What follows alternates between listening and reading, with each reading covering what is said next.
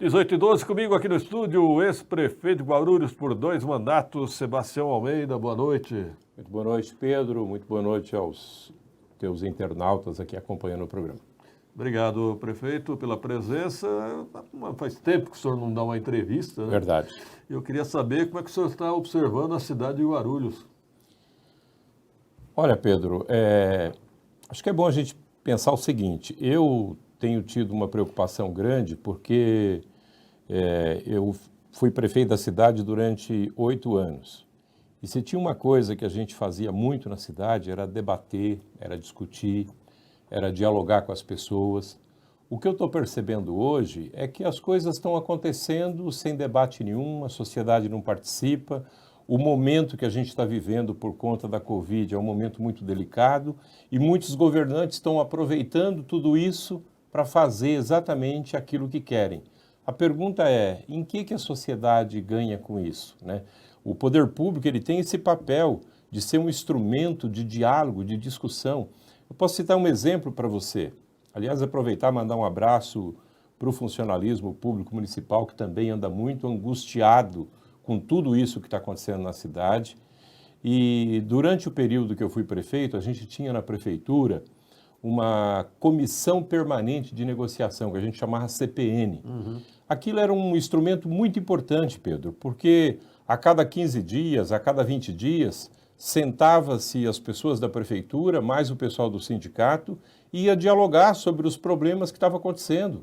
E numa prefeitura com 25 mil funcionários, é óbvio que você tem problema. E é óbvio que você precisa ter espaço de diálogo para conversar. Nem sempre as coisas eram do jeito que um queria, nem do jeito que eu queria.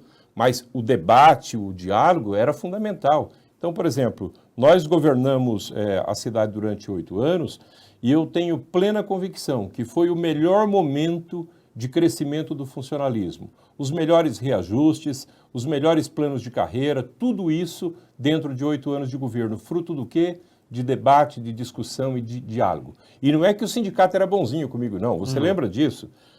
Enfrentamos greve, um monte de paralisações, só que isso aí faz parte do jogo democrático. A vida tem que ser assim. E se a gente não aprender a respeitar aqueles que pensam de forma diferente, a gente não cresce, entendeu? E o que eu sinto hoje é que a cidade está assim.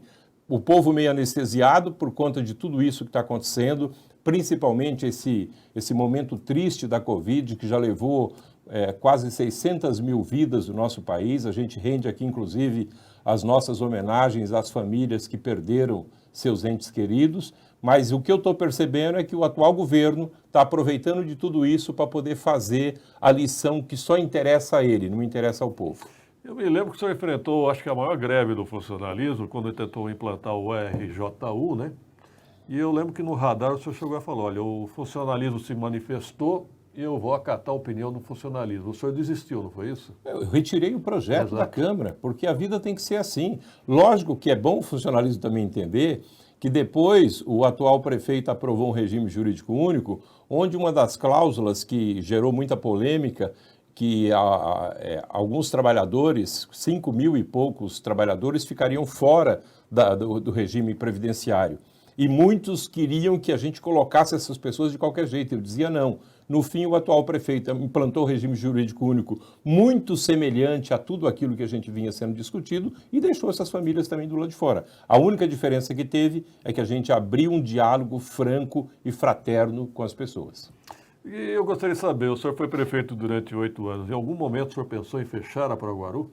Jamais. Aliás, olha, nem De Carlos, nem Neff, nem Tomeu, nem Papoto, nem Eloy, nem Jovino, nem eu, quer dizer, não é possível que só o atual prefeito percebeu que precisava fechar uma empresa como a Proguaru.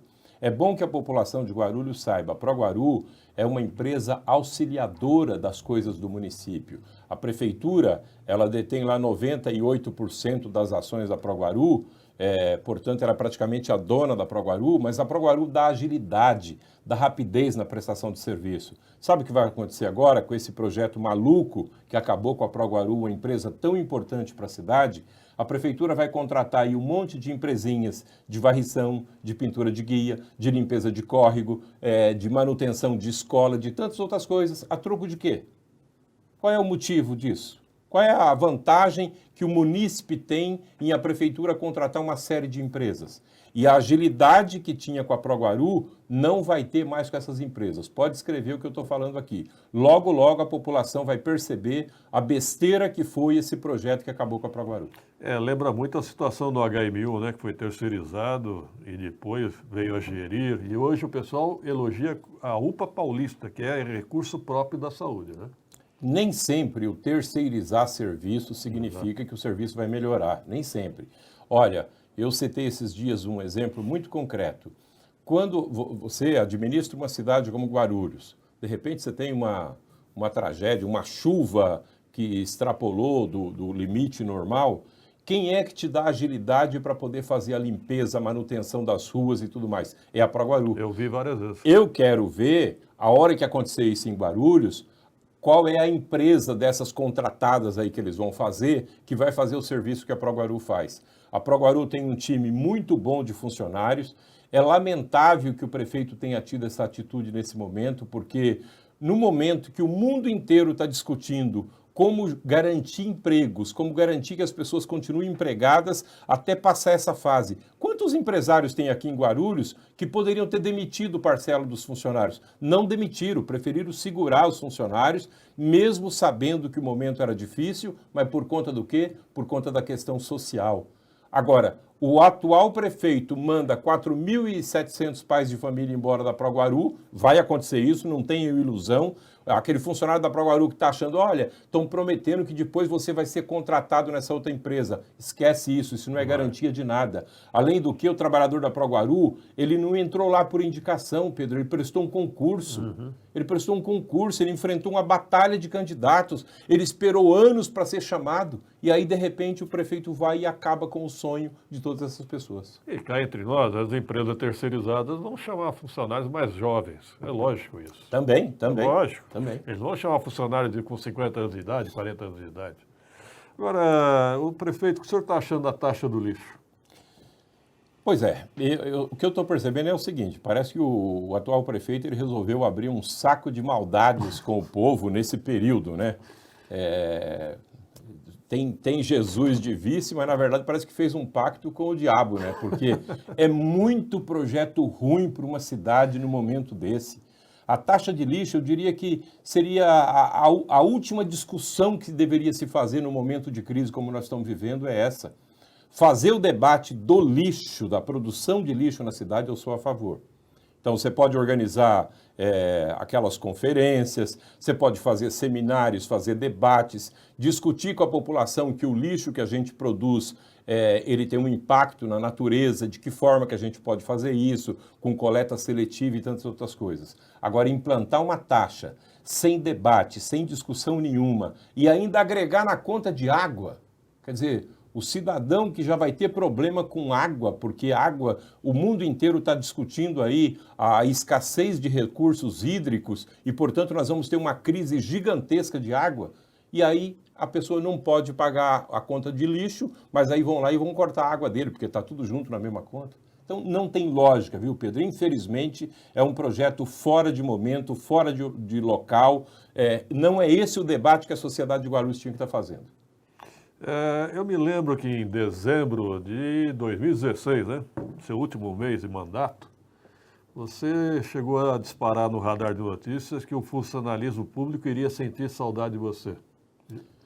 Bom, meu pai já dizia isso, né, que o tempo é o melhor professor, que o tempo é o senhor da razão. Então, as coisas às vezes precisam um certo tempo para as pessoas poderem ter a consciência. É lógico que em 8 anos de governo, a gente errou, a gente acertou, tem coisas que eu fiz que eu não faria mais. Por exemplo. Você quer ver uma coisa que eu acho que todo prefeito deveria, daqui para frente, ter um pouco esse olhar? Tem algumas pastas, alguns secretários, que você não precisa fazer nem acordo político e nem trazer de fora. Concordo. Por exemplo, secretário de esportes. Eu, se fosse prefeito hoje, quem ia escolher o secretário de esporte é os times de várzea da periferia. Porque quem mais precisa da Secretaria de Esportes nessa cidade é aquele time que tem dificuldade hoje para cortar a grama do campo na periferia. Então, as federações aí de futebol, é esse povo que deveria definir quem deveria ser o secretário de esporte. Cultura é a mesma coisa. Então são coisas que a gente fez errado no passado que eu não faria de novo. E tenho certeza que um secretário de esportes escolhido pelos esportistas da cidade vai dar muito mais resultado que todos os secretários que já passaram pela prefeitura. Então não faria mais acordos políticos por determinadas secretarias? Algumas secretarias eu acho que não caberia nenhum tipo de acordo, porque senão você mata o sonho das pessoas, mata a possibilidade de coisas pequenas fazerem a diferença. Porque um time de futebol da periferia, ele está preocupado, sabe com o quê? Primeiro, com a manutenção do campo. Segundo, com o fardamento, com a bola. Tudo coisas que o município pode ajudar. E, infelizmente, você às vezes coloca um secretário de esportes que fica com os projetos mirabolantes, com coisa que não vai acontecer, e você sai da realidade que o povo vive. Lembrei da arena multiuso lá no Fioravante Ervolina. Pois é. Ô, prefeito, como é que você observa o Trevo de Bom Sucesso? O que acontece ali? Olha, o Trevo de Bom Sucesso, o projeto inicial, ele é um projeto bom, é um projeto que vai dar uma boa solução para o Trevo. Infelizmente, o prefeito atual ele optou pela duplicação da Papa João Paulo, que é uma obra importante, mas, na minha opinião, a obra mais importante que deveria ter no Trevo é o prolongamento do Trevo até o posto Sakamoto. O nosso gargalo hoje do Trevo é aquele pedacinho ali. E tem como você fazer uma marginalzinha na Dutra, lógico que tem que fazer um grande muro de arrimo ali, numa área que o próprio Sakamoto já doou para a prefeitura, já permitiu que fosse feita a obra, aquela deveria ser a prioridade das prioridades. Mas o atual prefeito preferiu fazer, por exemplo, corredor da Santos Dumont. Para que um corredor de ônibus na Santos Dumont hoje, se nem um terminal de ônibus ainda não tem na cidade satélite industrial de Cumbica? Não tem terminal de ônibus lá. Os únicos terminais de ônibus que tem na cidade foram construídos na minha gestão, não foi feito nenhum outro nesses anos. O senhor diz marginal ali do Trevo até o posto Sakamoto, sentido São Paulo, é isso? Sentido São Paulo. Do Trevo, sentido São Paulo. Porque aí o que acontece? Deu até mais mobilidade no Trevo hoje. Qual é o nosso gargalo? Entra na Dutra. Entendi. Todo mundo passa por ali, mas não consegue entrar na Dutra. Então, se você tivesse feito uma marginal do Trevo, que está previsto no projeto inicial, do Trevo até o posto Sakamoto, você desafogava bem já o Trevo de Bom Sucesso. Mas isso quem tem que fazer? A nova Dutra ou a Guarulhos? Isso tem que ser fruto de diálogo, de entendimento. Se o município tiver condição de fazer, tem que fazer. Se a nova Dutra quer fazer a renovação, por exemplo, da concessão, era a hora de colocar isso na pauta para discutir. Mas são debates que o município precisa fazer e a sociedade tem que participar. Bom, eu me lembro que o senhor criou uma taxa também, a taxa de iluminação pública, né? Foi no seu governo. Isso. O senhor se arrepende? Não, de forma nenhuma. Eu acho que a taxa de luz, ela é necessária porque muitos bairros da cidade, eles ficam completamente na escuridão. E se você ficar esperando só que a empresa privada vá fazer isso, ela não faz. Ou o município cria um sistema próprio, um departamento de iluminação pública, como nós deixamos, para garantir a reposição dessas trocas de lâmpadas, principalmente na periferia, ou então não vai acontecer. E quando você coloca iluminação, você está dando muito mais segurança para a população. Muitos bairros aqui de Guarulhos sofrem com o problema da escuridão. Bom, eu morei na periferia, Jardim Presidente Dutra, eu sei que iluminação é uma questão de segurança, né, para quem mora na periferia. Principalmente de segurança. Então, eu fui até a favor da taxa de iluminação pública, mas eu não vi, como eu vi em outras cidades, o retorno que eu esperava, prefeito.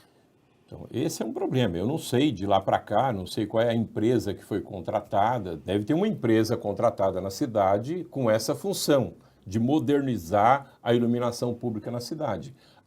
Que continua arrecadando, continua. Agora, é o que eu disse aqui no começo do programa, viu, Pedro? Você precisa ter instrumentos de participação popular. O problema das cidades e de qualquer governante, esses governantes que entram meio metido a reizinho, querendo ser imperador, isso não funciona. Nós precisamos botar a população para participar. Na minha época e também na época do próprio ex-prefeito Eloy, você tinha o Conselho do Orçamento Participativo, você tinha as pessoas participando, você tinha Conselho Gestor de Saúde, você tinha instrumentos legais que a população poderia opinar. Porque às vezes a melhor ideia não vem daquele que é o secretário ou que é o diretor, vem exatamente do cidadão lá na ponta que usa o serviço e sabe o que precisa ser feito. Falta esse diálogo com a sociedade hoje, né? Hoje está zero. Qual é o diálogo que Guarulhos tem com seus governantes hoje? Não tem nada, absolutamente nada. As pessoas estão fazendo... Tanto é que essa taxa do lixo, ela não passou por debate com ninguém. Não. Não foi discutido com a sociedade, não foi discutido com empresários, não foi discutido com comerciantes, não foi com nada. E as pessoas não estão ligadas ainda no perigo que é isso, porque a partir do ano que vem, o que vai acontecer? Se por um motivo ou outro você não teve condição de pagar a sua taxa de lixo, como ela está agregada à água, a tua água vai ser cortada. E a gente sabe que água é saúde, água não é um luxo para as pessoas, água é uma necessidade básica. E agregar uma taxa de lixo à conta de água num momento tão difícil como o povo já está vivendo hoje, para mim é um crime que se comete. E algumas pessoas me disseram que vão reativar poços, né, que vão desligar a conta de água e vão reativar poços. O que é um perigo, porque hoje nós temos um lençol freático totalmente comprometido. Você fazer um poço clandestino, você corre o risco de contaminar o lençol freático e prejudicar ainda muito mais. Então, quando você faz as coisas sem discussão, as pessoas começam a tentar... É igual gente que hoje, por exemplo, está cozinhando, voltou o fogão a lenha, porque não consegue mais comprar o gás. Verdade. E aí os riscos de incêndio e tantas outras coisas que voltaram a acontecer. E na saúde, prefeito, a gente observa hoje muitas críticas à UPA Taboão, que era, na sua época era o PA Paraíso, né? Funcionava bem o PA Paraíso. Também críticas ao HMU, ao Hospital da Criança e ao Hospital Pimentas Bom Sucesso. Olha, a saúde ela é uma área muito delicada. Ela já é delicada por natureza. Acho que aqui em Guarulhos, nesses últimos anos, nós tivemos algumas entidades aí que foram contratadas para gerir os hospitais que não funcionaram bem, né? E deram inúmeros problemas de gestão, de atendimento à população e tudo mais. Eu acho que é um setor que o único caminho que a gente tem é botando o usuário, aquele que vai no posto de saúde, aquele que frequenta a UBS, aquele que frequenta a UPA, ele precisa ter instrumentos de participar. Se você não ouve essas pessoas, você vai continuar fazendo coisa errada, que é o que está acontecendo hoje. Deveria ser o Conselho Municipal de Saúde, né? Deve ser o Conselho Municipal de Saúde, deve ser o Conselho Gestor de Saúde, que é formado por usuários da saúde, por pessoas que frequentam as unidades básicas, né? Então, quando há essa quebra de diálogo, de participação das pessoas, a tendência é errar mais. Ok. Obrigado pela presença, o ex-prefeito de Guarulhos, Sebastião Almeida, e até uma próxima oportunidade. Eu que agradeço, Pedro, pela oportunidade e me coloco à inteira disposição em outras oportunidades para debater, para discutir. Agora, acho que a sociedade precisa participar muito mais, principalmente dialogando e debatendo os problemas da cidade.